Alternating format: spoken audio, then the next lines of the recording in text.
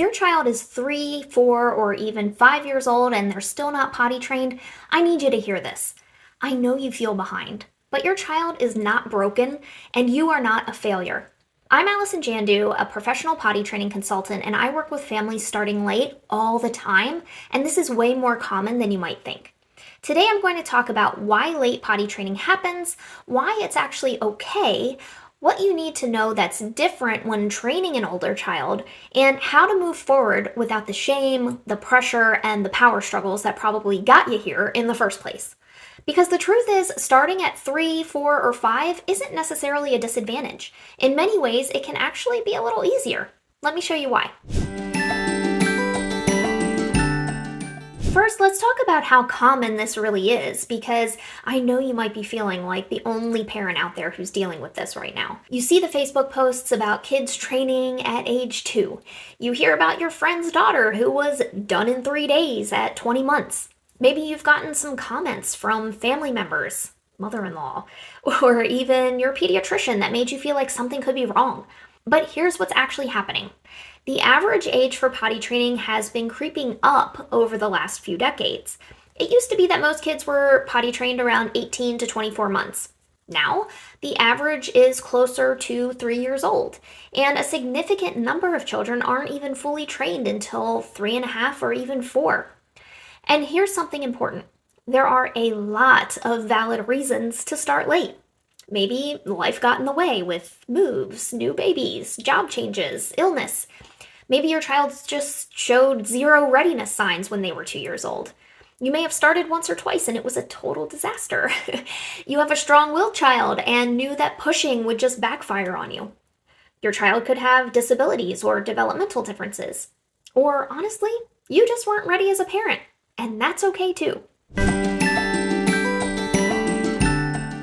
Now here's what might actually surprise you. Training an older child actually has some significant advantages, like better communication. A 3, 4, or 5-year-old can better tell you what they're feeling. They can express fear, ask questions, and understand explanations in a way that a 2-year-old simply can't. This is huge when it comes to addressing fears or concerns about using the potty. Better physical coordination.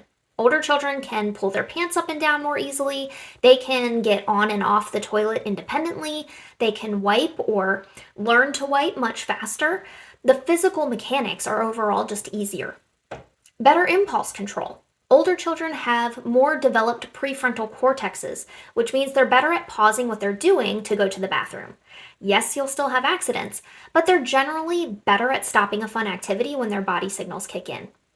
Peer motivation. If your child is in preschool or has friends who are potty trained, they have built-in motivation. They want to be like the other kids. They want to wear underwear like their friends. You don't have to manufacture their motivation because it's already there.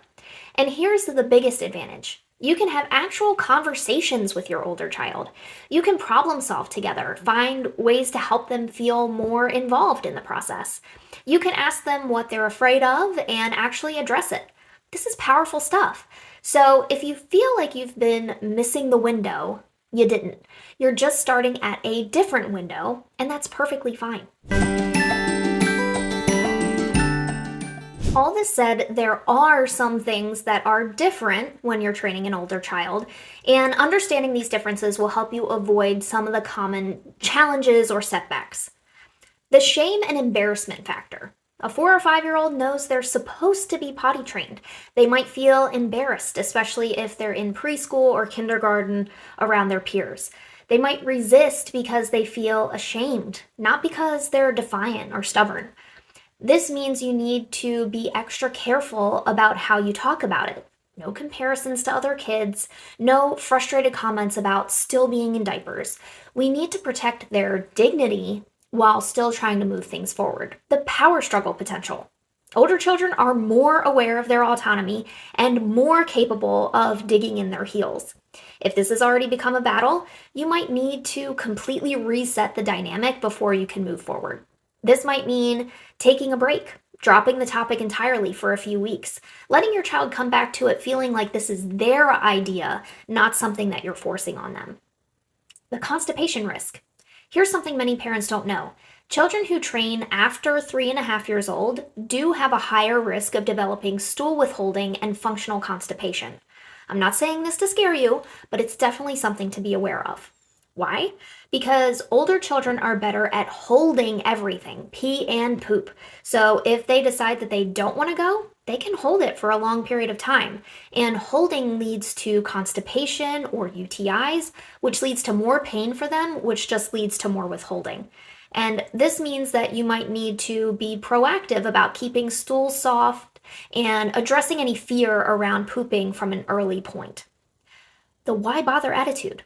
Some older children have been in diapers so long that they generally don't see the point of changing.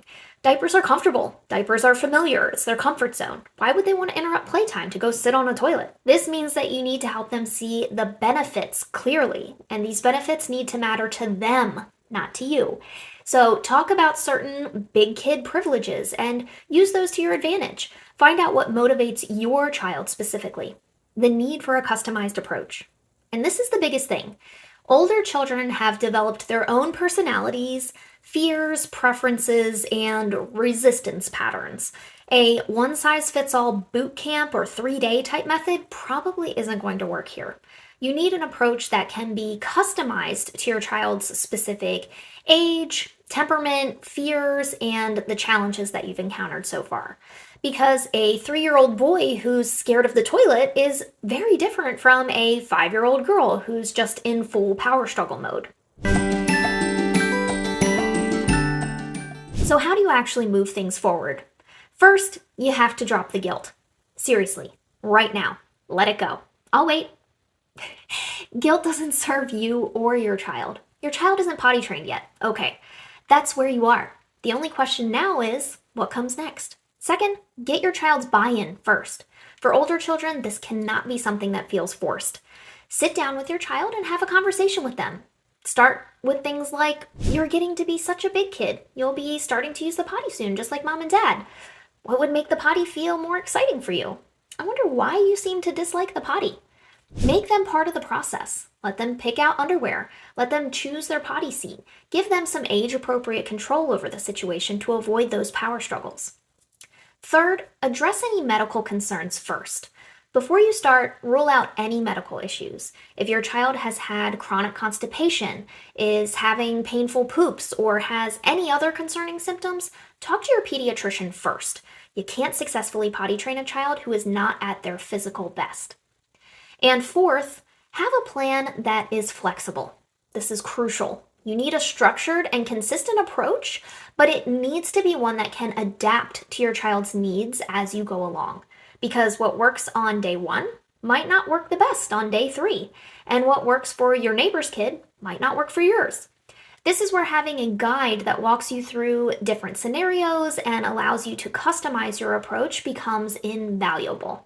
This is exactly why I created my potty training survival guide, because I wanted a resource that works for all ages, including older children who need more of that customized approach. The survival guide isn't some rigid, like, do these 10 steps or spend these 3 days and you're done type program. It's more of a comprehensive, flexible framework that allows you to start where your child is, whether they're 2, 3, 4, or even 5 or older.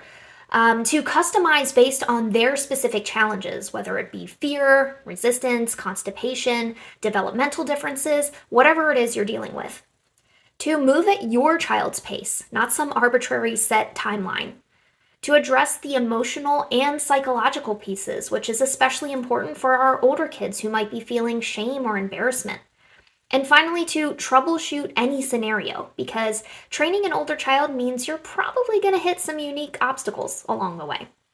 This isn't about forcing your child into a one-size-fits-all program. It's about meeting them where they are and then gently guiding them forward in a way that feels both safe and empowering. If you're tired of feeling behind, if you're ready to stop comparing your child to everyone else's child, if you want to put all this stress behind you, if you want an approach that actually works for older kids, the Potty Training Survival Guide is where it's at. I've added the link to the description below so you can check it out there. And I want you to know, I've worked with so many families just like yours. Kids who were 4, 5, sometimes older, still in diapers. Kids who were terrified. Kids who were just stubborn. Kids who had tried and failed multiple times, who thought they had tried everything. And guess what? They all got there. Every single one. Some took a couple weeks, some took a few months, but they all got there. And your child will too. So click the link to get the potty training survival guide and we can tackle this thing together. If this video helped you and shifted your perspective even a little bit, please give it a thumbs up and then subscribe for more shame-free, realistic potty training advice. It really helps me to reach more parents who are looking for the same kind of support. Thank you so much for watching as always, and remember, you've got this.